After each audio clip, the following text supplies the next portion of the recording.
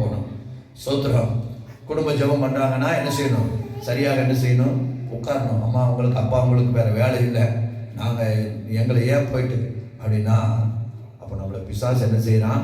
கொஞ்சம் கொஞ்சமாக கர்த்தரை விட்டு விளக்குறேன். கர்த்தரை விட்டு விளக்குனா உங்களுக்கு எனக்கும் ஜீவன் கேரண்டி இல்லை. அல்லேலூயா, ஸ்தோத்திரம். அதனால என்னன்னா, தேவன் பேசுகிறதை, ஆண்டவர் பேசுகிறதை நீங்களும் நானும் கேட்க வேண்டும். அல்லேலூயா. என் நாடுகள் என் சத்தத்துக்கு செவி கொடுக்கிறது. நீங்களும் நானும் ஆண்டவர் பேசுறதை என்ன செய்யணுங்க? நம்ம கேட்கணும். அதனால தேவன் பேசும்போது கேட்டா நமக்கு ஜீவனை தருவார். அல்லேலூயா. நம்ம நிறைய பேர் நியூஸ் பார்க்குறோமா இல்லைன்னு தெரியல.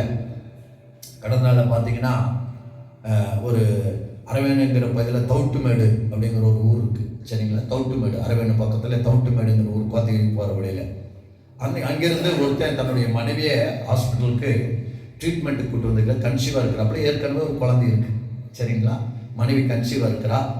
அப்போ செக்கப்புக்கு ஊட்டி போய்க்கிறாங்க. இந்த வழியாக தான் போய்க்கிறாங்க. போயிட்டு செக்கப் முடிச்சுட்டு அவங்க என்ன பண்ணிக்கிறாங்க?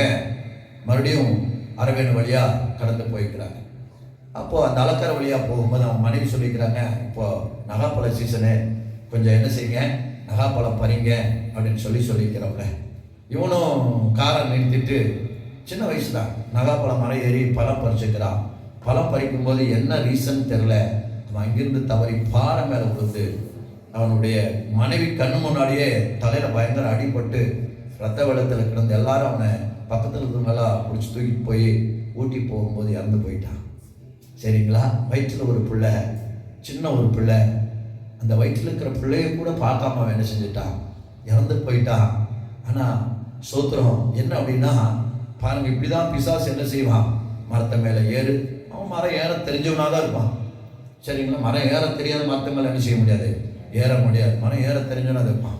ஒரு நொடியில் அவனுடைய வாழ்க்கை ஒரே தள்ளி பிடிச்சிருவான். ஆனால் நம்முடைய ஆண்டவர் பாதம் கல்லில்